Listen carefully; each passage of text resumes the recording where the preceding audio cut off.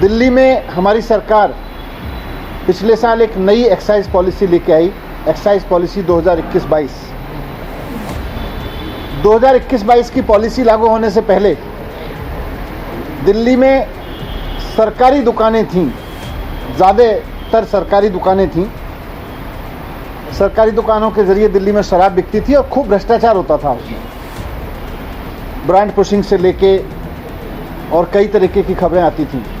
मैंने खुद रेड कर करके भ्रष्टाचार पकड़ा था वहाँ पे। हमने उस पॉलिसी को ख़त्म करके एक नई पॉलिसी बनाई।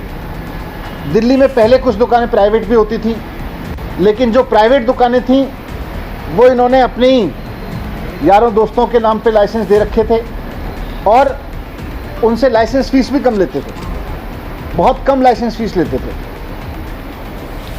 और कई साल से लाइसेंस फीस भी नहीं बढ़ाई थी इन्होंने। तो ये सिस्टम ख़त्म करके ज़्यादातर सरकारी दुकानों का, जिनमें खूब भ्रष्टाचार था, और इनके नेताओं, रिश्तेदारों, इन सबकी ड्राइवर और मेड के नाम पे चलती दुकानों को, इन सबको, सारे सिस्टम को बंद करके हमने नई पॉलिसी लगाई और बहुत पारदर्शी तरीके से हमने यहाँ पर शराब की दुकानों की नीलामी की। पहले, यहाँ आपकी जानकारी के लिए मैं बता दूँ कि पहले दिल्ली में 850 दुकानें होती थीं।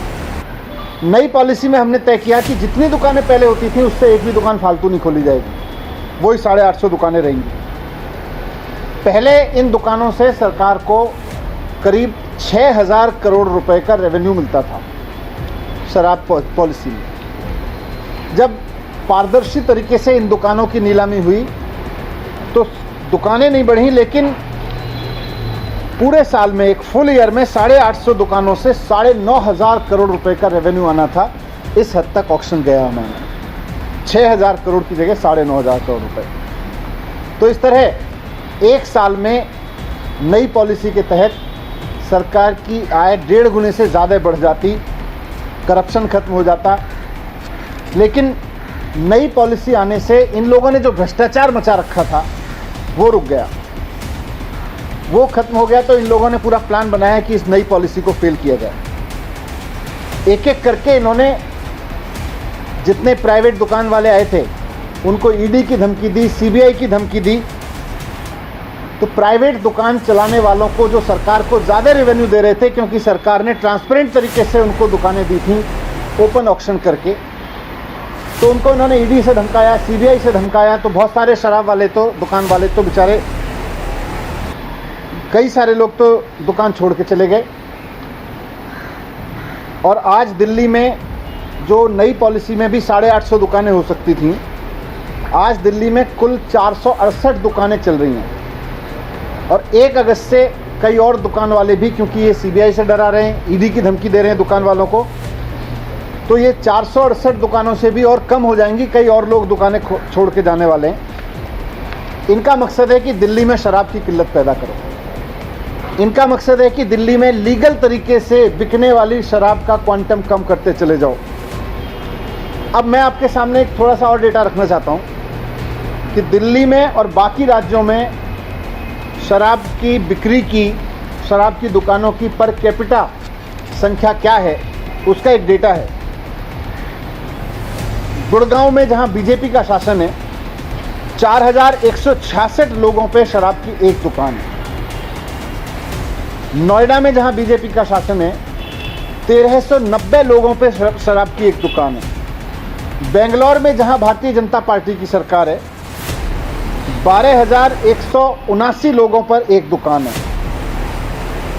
बीजेपी का गोवा है, गोवा में 761 लोगों पे एक दुकान है।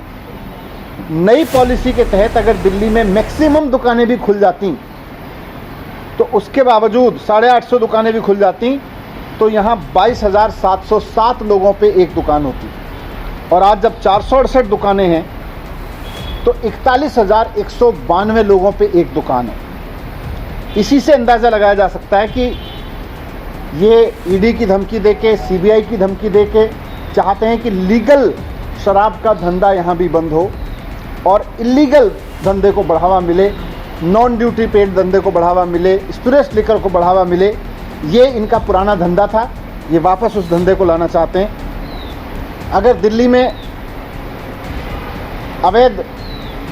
में लाइसेंस शुदा दुकानों की कमी होती है, अगर वैध तरीके से उपलब्ध शराब की कमी होती है तो नकली शराब का कारोबार बढ़ता है, वो इनको फ़ायदा देता है। इसीलिए इन्होंने ईडी और सीबीआई की धमकी दे दे के दिल्ली सरकार के अफसरों को भी इतना डरा दिया है कि अब जो दुकानें खाली हो रही हैं उनका कोई लाइसेंस करने को तैयार नहीं है। दुकानें जैसा मैंने बोला बहुत सारी खाली हुई, और भी होंगी, लेकिन इन्होंने ईडी और सीबीआई की धमकी दे दे के अफसरों को इतना डरा दिया है कि अब कोई जो दुकानें खाली हो रही हैं उनका ठेका देने को, उनका ऑक्शन करने को, उनका टेंडर करने को तैयार नहीं है, उनकी नीलामी करने को तैयार नहीं है। और जो एग्जिस्टिंग पॉलिसी है, जो 2021-22 की पॉलिसी है, वो 31 जुलाई को अब ख़त्म हो रही है। डर के मारे कोई ऑफिसर इस पॉलिसी को भी आगे बढ़ाने को तैयार नहीं है। इन्होंने पूरी सीबीआई की धमकी दे रखी है, सबको ईडी की धमकी दे रखी है। तो कुल मिला के इन्होंने दुकान वालों को डरा के और अफसरों को डरा के दिल्ली में ऐसे हालात बनाने की कोशिश की है जिससे 1 अगस्त से दिल्ली में एक्साइज ड्यूटी देने वाली दुकानें कम से कम होती चली जाएं, और इससे इनका अवैध शराब का धंधा फिर से यहाँ पे फलने फूलने लगे। क्योंकि 1 अगस्त के बाद अगर सरकार निर्णय नहीं लेगी तो कोई पॉलिसी हो, यहाँ पे कोई पॉलिसी नहीं होगी, ये लोग चाहते थे। और अगर दिल्ली में वैध शराब की जानबूझ के कमी कर दी गई तो इसके बाद ये लोग गुजरात की तरीके से यहाँ भी धड़ल्ले से नकली शराब बेचना चाहते हैं। दिल्ली में भी फिर हमें बहुत दुख है, लेकिन दिल्ली में भी अगर ऐसा होता है तो नकली शराब बिकती है तो कोई बड़ी चीज़ नहीं है। जैसे जहाँ जहाँ नकली शराब बिकती है वहाँ फिर जहरीली शराब पी के लोगों की मौत होती है, हुश ट्रेजेडी होती है। दिल्ली में भी होने लगेगी, लेकिन हम ये नहीं चाहते और ना हम ऐसा होने देंगे। इसलिए हमने तय किया कि फ़िलहाल जो नई पॉलिसी है उसको बंद करके सरकारी दुकानें खोलने के आदेश हमने दिए हैं, क्योंकि इन्होंने दुकानदारों को डरा रखा है, इन्होंने अफसरों को डरा रखा है। इसलिए नई पॉलिसी बंद करके सरकारी दुकानों के ज़रिए अब लीगल लिकर सेल करने का हमने ऑर्डर दिया है, ताकि दिल्ली में कोई इलीगल शराब ना बेच पाए, ताकि दिल्ली में कोई स्पिरिट शराब ना बेच पाए। और चीफ सेक्रेटरी को मैंने ऑर्डर किए हैं कि किसी भी कीमत पर वो ये सुनिश्चित करें कि सरकारी दुकानों के ज़रिए करप्शन ना हो और किसी तरह की इलीगल मार्केट शराब की दिल्ली में ना खड़ी हो। ये मैंने ऑर्डर किया।